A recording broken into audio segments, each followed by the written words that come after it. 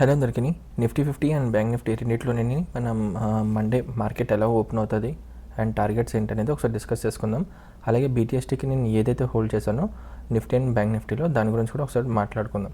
Okay, first of all Nifty 50లో మాట్లాడుకుందాం. Nifty 50లో మనకి మార్కెట్ ఎప్పుడైతే ఒక చేంజ్ ఆఫ్ రేట్ అయిందో, స్ట్రక్చర్ చేంజ్ అయిన తర్వాత మార్కెట్ అనేది రీబ్యాలెన్సింగ్ చేసుకోవడానికి, అంటే రీటెస్ట్ చేసుకోవడానికి మార్కెట్ అనేది ఒక చిన్న కరెక్షన్ ఇవ్వచ్చు. సో ఫస్ట్ హడల్ పాయింట్ మన దగ్గర ఉండేది ఒక fair value gap, and fair value గ్యాప్లో మార్కెట్ అనేది వచ్చింది. సో మార్కెట్ ఇక్కడ హోల్డ్ అయ్యి మార్కెట్ కంటిన్యూ చేస్తుంది. నార్మల్గా క్యాండిల్ టు క్యాండిల్ ఫార్మేషన్ ప్రకారం చూసుకుంటే మనకి రెండు రెడ్ క్యాండిల్స్ వచ్చాయి. సో థర్డ్ డే మనకి బీరిష్లోనే ఉంటుందని చెప్పి అనుకొని మనం ఈ డే ఏదైతే ఈరోజు డే లో ఏదైతే ఉందో అది టార్గెట్ పెట్టుకోవాల్సింది. బట్ మనం స్ట్రక్చర్ ప్రకారం, అది కూడా వన్ డే స్ట్రక్చర్ ప్రకారం ఫేర్ వాల్యూ గ్యాప్లో వచ్చింది, ట్యాప్ అయింది. సో అది హోల్డ్ చేసి లోవర్ టైం ఫ్రేమ్లో చేంజ్ ఆఫ్ రేట్ ఇచ్చిన తర్వాత నేను ఎంట్రీ తీసుకున్నాను. సో స్ట్రక్చర్ ప్రకారం దాని ట్రెండ్ కంటిన్యూ కావాలి కాబట్టి మన టార్గెట్ ఏమవ్వాలి, ఈ హై బ్రేక్ అవ్వడం మన టార్గెట్ అవ్వాలి. ఇది అయిపోయింది పర్టికులర్గా స్ట్రక్చర్ ప్రకారం. బట్ రేపు మార్కెట్ ఓపెన్ అయిన తర్వాత ఇక్కడ కానీ ఇది హోల్డ్ చేసి ఈరోజు డే కానీ హై బ్రేక్ చేసి క్లోజింగ్ కానీ ఇచ్చినట్టయితే మనం ట్రెండ్ కంటిన్యూ చేయొచ్చు దీన్ని హై బ్రేక్ చేయడానికి. ఓకే, సో నేను ఏదైతే హోల్డ్ చేశానో అది కంటిన్యూగా 2-3 డేస్ వరకు హోల్డ్ చేస్తాను అంటిల్ అన్లెస్ మన టార్గెట్ హిట్ అయ్యే వరకుని. ఓకే, సో ఫస్ట్ టార్గెట్ అయితే మనం నిఫ్టీ 50లో ఫస్ట్ టార్గెట్ అయితే నాది ఈ 25,874 లెవెల్ అనేది నాది ఫస్ట్ టార్గెట్ అవుతుంది. సో నేను ఒక కాల్ తీసుకున్నాను సి సైడ్ది. సో సి సైడ్ది కాల్ తీసుకున్నాను, 128 రూపీస్ నడుస్తుంది. సో ఆల్మోస్ట్ ఈ జోన్ వరకు వస్తుందని చెప్పి నేను ఎక్స్పెక్ట్ చేస్తున్నాను.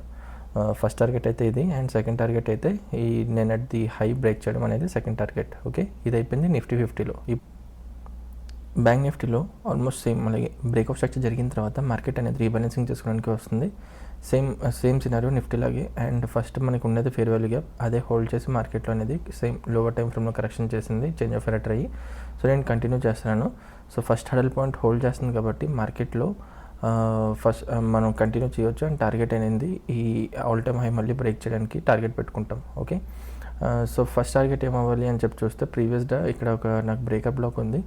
సో 57,951 అనేది నాకు first target, and final target అయితే ఈ హై బ్రేక్ చేయడం. ఓకే, సో ఇదే నేను లోవర్ టైం ఫ్రేమ్లో కూడా లోవర్ టైం ఫ్రేమ్లో ఇక్కడ లాస్ట్ ఒక పుల్ బ్యాక్ ఉంది కదా, దాని లో అనేది పెట్టుకున్నాను, అది నాకు ఒక బ్రేకప్ బ్లాక్. సో అక్కడ వరకు టార్గెట్ పెట్టుకున్నాను. ఇందులో కూడా సి తీసుకున్నాను, ఆల్రెడీ మీకు చూపించాను. 346 లెవెల్లో ఉంది. సో ప్రజెంట్ అయితే సో దాని వాల్యూ అక్కడ వరకు వెళ్ళే వరకు ఏదవుతుందో చూసి అక్కడ కానీ మనకి ఏదైనా లోవర్ టైం ఫ్రేమ్లో చేంజ్ ఆఫ్ రేట్ అయినట్టయితే అప్పుడు దాన్ని ఎగ్జిట్ చేసి ప్రాఫిట్ బుక్ చేసుకుంటాను. సో ప్రజెంట్ అయితే నా వ్యూ అంతా బీరీస్ సైడ్ ఉంది. బట్ డే టైం ఫ్రేమ్ ప్రకారం, బయాస్ ప్రకారం చూసుకుంటే మ్యాక్స్ అయితే నెక్స్ట్ డే అంటే మండే మనకి గ్యాప్ డౌన్ ఓపెన్ అయ్యే అవకాశాలు చాలా ఎక్కువ ఉండేది. బట్ మన స్ట్రక్చర్ ప్రకారం మనకు ఒక హడల్ పాయింట్ ఉంది కాబట్టి నేను ఇక్కడ అవేర్ అయ్యి నేను సి సైడ్కి అయితే నేను ట్రేడ్ తీసుకున్నాను. ఇది ఒక షార్ట్ వీడియో కింద అనాలిసిస్ చేసి మీకు చెప్తున్నాను. సో ఓవరాల్గా నాదైతే బుల్లి సైడ్ ఉంది. In case Beary side open అయితే నాకు ఇక్కడ ఫెయిల్యూర్ కనిపించాలి, ఆ ఫెయిల్యూర్ కనిపిస్తే నేను అక్కడి నుంచి కంటిన్యూ చేయొచ్చు. బట్ ఇక్కడ నాకు ఎక్కడ ఫెయిల్యూర్ కనిపించలేదు కాబట్టి నేను హోల్డ్ చేస్తున్నాను, బుల్లి సైడ్కి ఎక్కువగా ఇంపార్టెన్స్ ఇస్తున్నాను. సో రేపు చూద్దాం టార్గెట్ హిట్ అవుతుందో లేదంటే స్టాప్ లాస్ హిట్ అవుతుంది అనేది. Thank you.